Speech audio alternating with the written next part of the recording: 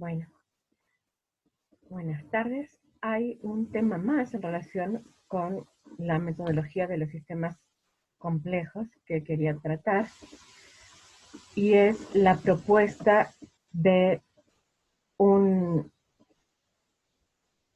científico belga, nacionalizado belga de origen ruso, que propuso una teoría muy interesante sobre el tratamiento de los sistemas vivos. No es una teoría que aborde como tal los sistemas complejos, sino que propone concebir los sistemas vivos como sistemas en equilibrio, producto, lo que él denomina sistemas disipativos.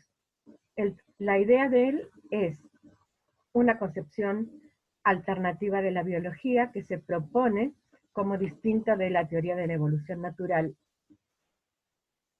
que explica el surgimiento de los seres vivos por un procedimiento diferente, por el cual en un medio físico, dadas las condiciones habituales, habría razones por las cuales los sistemas vivos y muchos sistemas que conocemos como sistemas altamente complejos, no bajo la definición de complejos, sino sistemas que se oponen al caos, es decir, sistemas de alta organización.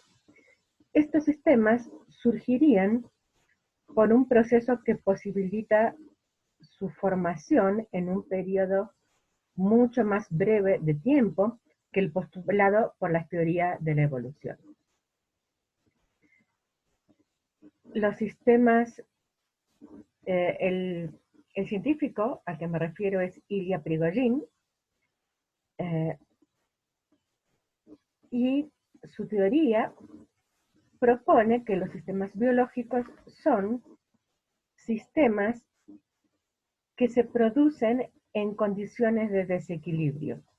En estas condiciones de desequilibrio, condiciones de equilibrio, quise decir condiciones de equilibrio inestable,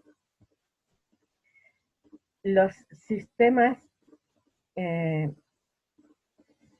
disipativos se forman como sistemas que adquieren cierta estabilidad en relación con el entorno, de manera que se hacen sistemas que perduran a lo largo del tiempo, es decir, sistemas estables. Se trata de, por un lado, una química que propone un tratamiento a partir de una matemática no lineal. En ese sentido se opone al tratamiento de las variables científicas en términos de algoritmos lineales, y esto se debe básicamente a que no hay una función que determine, dado un conjunto de variables, dado un sistema, su comportamiento final, sino que hay un desarrollo que en principio no se puede predecir.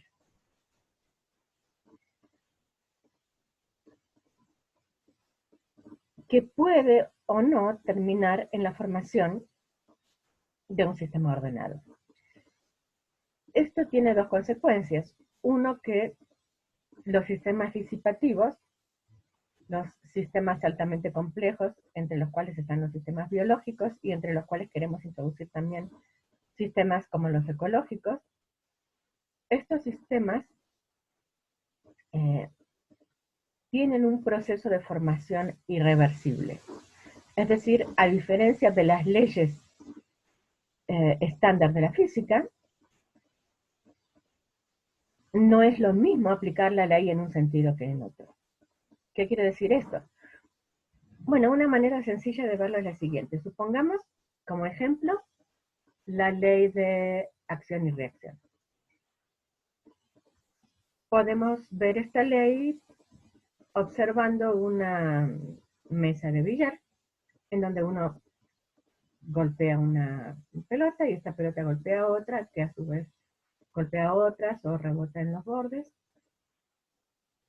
En fin, ¿qué pasa si yo hago una filmación de estas pelotitas de billar golpeándose entre sí y la paso al revés? Lo que ocurre es que esa película al revés también satisface las leyes de la física. Esto lo que demuestra es que las leyes de la física son reversibles, no en el sentido de que uno pueda dar vuelta al tiempo, el tiempo en ese sentido es irreversible, sino en el sentido de que la ley funcionaría igual si el tiempo fuera inverso, aunque por supuesto no lo es. En cambio, los procesos irreversibles tienen la condición de que si uno lo pasa al revés, el comportamiento es diferente. El comportamiento es, en este caso, completamente diferente. Esa es una primera consecuencia de la constitución de los sistemas disipativos. Y la otra es que, puesto que su proceso depende de cierto grado de azar en la formación del sistema, entonces las condiciones iniciales no permiten inferir la condición final. Por lo tanto, estudiar la formación de sistemas complejos irreversibles implica no solo estudiar las condiciones iniciales y las leyes que se aplican a ellas, sino estudiar una historia que dice cómo de hecho se formó el sistema, dado que las leyes no implican que el sistema se va a formar así, sino que hay un alto grado de azar por el cual las cosas podrían haber ocurrido de manera diferente. Bueno, estas son propiedades de los sistemas disipativos como los concibe Ilya Prigogine y de los sistemas complejos, en particular los sistemas biológicos como propone Prigogine que se constituyen. ¿Por qué me interesa esto en particular? Bueno, la razón principal es que estos sistemas son una alternativa a la teoría de la evolución y además se proponen también como una alternativa a la formación del universo. Es decir, no solo se aplican a la biología, sino que también se pueden aplicar a la química y a la física, y se propone que el universo está básicamente constituido a partir de este procedimiento, ¿sí?, en lugar de los procesos habituales que siguen la idea de la ley de la entropía, es decir, la ley que dice que todo el universo tiende hacia el estado más probable. Estos sistemas permitirían la formación usual y legal de sistemas ordenados. Y eso significaría que no todo el universo indefectiblemente tiende hacia el estado más caótico y desordenado. Es decir, habría razones por las cuales en el universo se producen sistemas ordenados, sistemas altamente complejos. Bueno, esta es la razón principal. Ahora, también nos sirve esta obra, la concepción de Prigogine, para resolver un problema que plantea un texto que estuvimos viendo críticamente, que es el texto de Lovecraft sobre la concepción y la hipótesis de Gaia. Hay un problema por el cual, dada la concepción biológica tradicional, Gaia no podría existir. El problema es el siguiente. Supongamos que aceptamos la teoría de la evolución. ¿Cómo, dada la teoría de la evolución, se produce un ser altamente complejo? Por ejemplo, el ser humano. Bueno, se produce por evolución y selección natural. ¿Qué quiere decir esto? Que dado cierto organismo con cierto nivel de complejidad, que en el principio de la formación de los seres vivos es muy bajo, a partir de este nivel y de un sistema básico de reproducción, los organismos se reproducen y se multiplican. Y en este proceso hay una transmisión genética.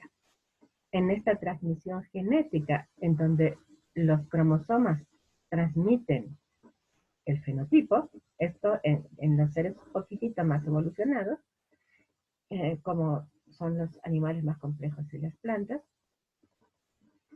hay una transmisión genética de un genotipo que se manifiesta en un fenotipo que es el que debe adaptarse al entorno.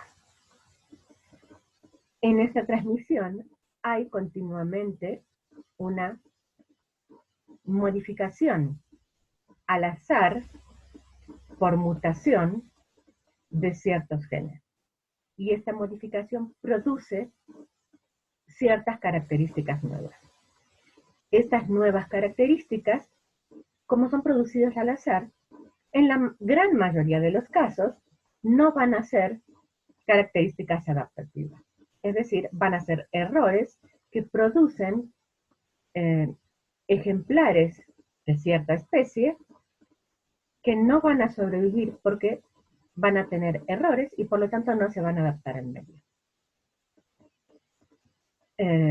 Malformaciones, falta de desarrollo de partes o de sentidos, ¿sí? No serían adaptativas. Formaciones menores como, no sé, por ejemplo, tener más o menos pelaje, cambiar el color del cabello, el color de los ojos, podrían no ser adaptativas también, o menos adaptativas, y entonces, en algunas generaciones, alguien, por ejemplo, que tuviera el cabello muy claro, en circunstancias en donde eso no es conveniente, quizás él no moriría, pero a largo plazo, en competencia con otras personas un poco mejor adaptadas, terminaría por extinguirse, y lo mismo para el caso de animales. Por ejemplo, un oso que en el polo tuviera el pelaje de café, sería mucho más visible, entonces podría vivir, pero eventualmente terminaría por extinguirse a causa de las desventajas que tiene en relación con los osos blancos que se camuflan, ¿sí? En esta mutación, sin embargo, hay algunos genes que por azar permiten fenotipos mejor adaptados. Este fenotipo mejor adaptado sobrevive, se propaga y se multiplica,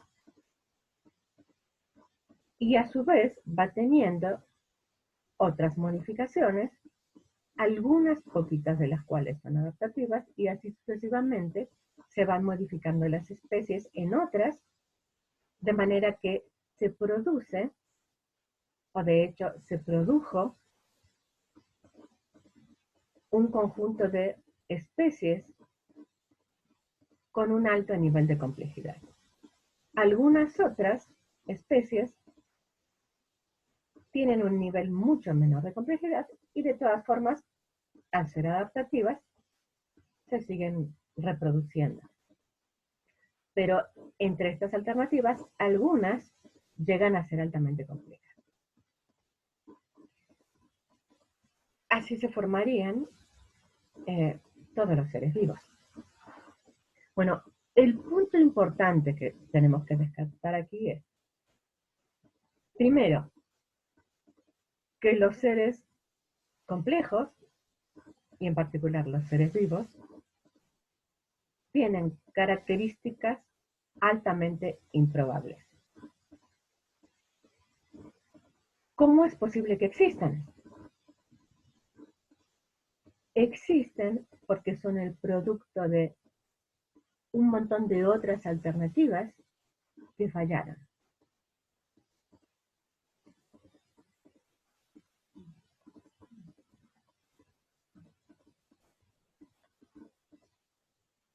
¿Qué quiere decir esto? Que para explicar el surgimiento de un ser altamente complejo y con una existencia sumamente improbable, se requiere la existencia de muchos otros miembros de la especie y de especies anteriores a partir de los cuales este sujeto haya surgido. Su existencia depende, dada su baja probabilidad, de la existencia de todos los demás, de tal manera que la existencia de todos juntos sume una alta probabilidad. Voy a poner un ejemplo sencillo y esto se va a entender. Supongamos que me compro un boleto de lotería. ¿Qué probabilidades hay de que yo gane la lotería? Prácticamente nulas. 1 en 1.000.000. Ahora yo gané la lotería. ¿Por qué? Si era altamente improbable.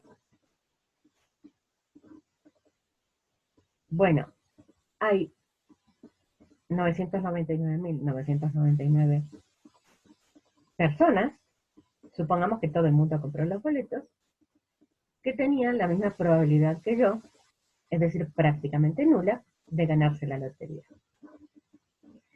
Sin embargo, hay una necesidad lógica, dada la premisa de que todos los boletos se compraron y dadas las reglas de la lotería, hay una necesidad lógica de que uno de los boletos, dentro de los, digamos que son 1.000.000, en realidad son 999.999, uno de estos boletos necesariamente va a ser el ganador, dadas las reglas del juego. ¿Qué quiere decir esto? Que aunque hay una probabilidad muy baja de que yo gane la lotería, hay una probabilidad de 1 de que alguien la gane. Bueno, eso es lo que pasa con la teoría de la evolución y el caso de los seres complejos. Aunque hay una probabilidad muy baja de que comience a existir un ser en particular altamente complejo, hay una probabilidad, no 1, pero cercana a 1, de que se llegue a formar algún ser con estas características. ¿Por qué? Porque todos los demás, que son poco probables, también existieron. Del mismo modo que para que yo gane la lotería, es necesario que todos los demás ganadores potenciales, o por lo menos todos los demás boletos de lotería, hayan existido. ¿Okay? Pongamos otro ejemplo. Supongamos que yo tengo una probabilidad en 1.000.000 de curarme de diabetes. ¿Qué quiere decir esto? Bueno, quiere decir que de cada 100 millones, de cada millón, 1.000.000 de personas diabéticas, una se cura.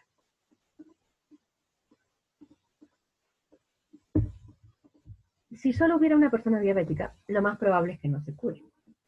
Pero si existe por lo menos 1.000.000 de personas diabéticas,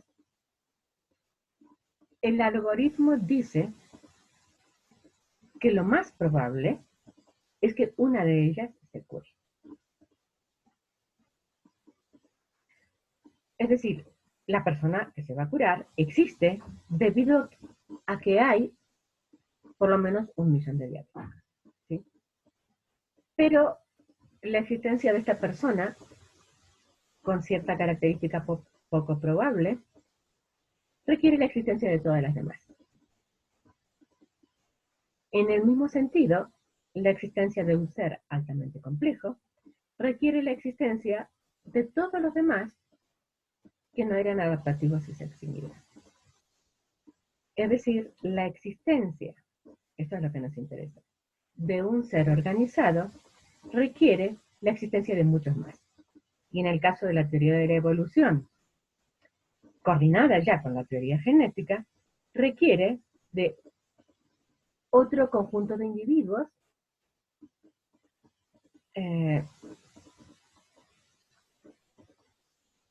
entre los cuales se hayan podido transmitir de generación en generación las características de manera que la complejidad haya ido aumentando gradualmente. Si no hubiera habido otras personas, si no hubiera habido otros animales, si no hubiera habido otros seres biológicos complejos, muchos de ellos tan complejos como los que hay, otros gradualmente menos complejos, si no hubieran existido todos estos seres, los seres complejos actuales no existirían. Es decir, la probabilidad de que exista un solo ser altamente complejo, en el sentido de que exista a lo largo del tiempo, es decir, que alguna vez haya existido, es prácticamente nula. La probabilidad de que un individuo único, que no tenga una ascendencia, que no haya habido otros anteriores o contemporáneos, la probabilidad de la existencia de este individuo único es próxima a cero. Y en términos prácticos significa que un individuo así, complejo y único, no puede existir. Ahora bien, Gaia es un sistema único, es decir, no surgió de otros seres anteriores, similares y altamente complejos que le hayan transmitido este código genético, o digamos que no hay un código genético en el caso de este ser, pero tendría que haber habido cierto dispositivo de transmisión de características a todo un conjunto de individuos, tales que todos los anteriores o todos los otros, aunque puedan haber sido contemporáneos, se hayan extinguido porque no eran adaptativos, y en cambio este haya resultado un ser autorregulado, ¿sí?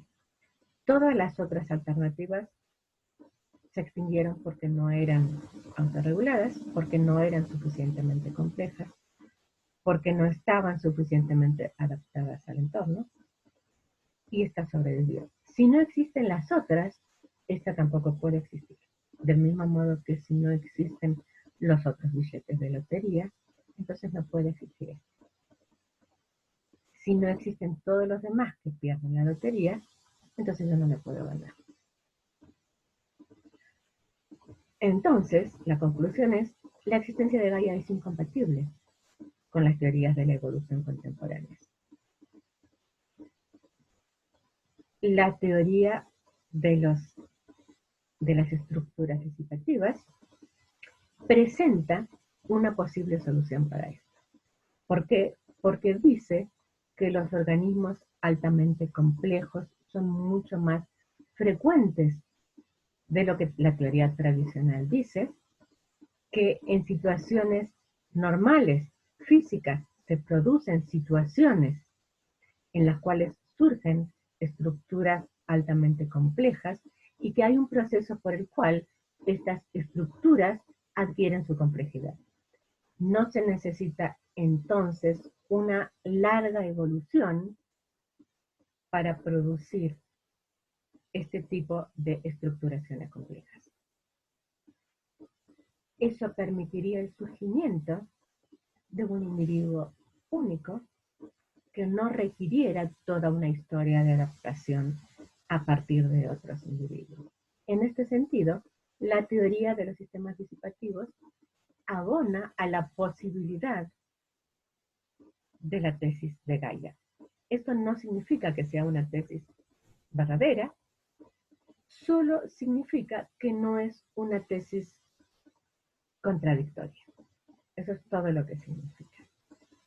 Y no quería dejar de mencionarlo porque era un problema conceptual que usualmente no se ve con claridad, y esta otra teoría que estamos estudiando permite resolver ese problema anterior. Todavía estaríamos muy lejos de aceptar que esta entidad, Gaia, existiera. Lo único que estamos diciendo es que su existencia es posible. No estamos diciendo ni siquiera que sea suficientemente probable como para aceptar la hipótesis. Esto porque, como además dijimos en la sesión anterior, hay otros problemas conceptuales también muy interesantes en la propuesta de Gaia.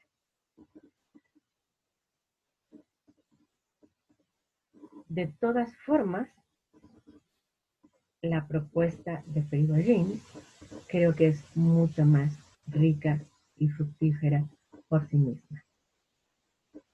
Y en cuanto a la tesis de Gaia, lo que propongo es que se la entienda bien y que se la piense, además, en su versión más débil, porque ya habíamos dicho que tiene cierta ambigüedad, de manera de analizar esta hipótesis en su versión más probable.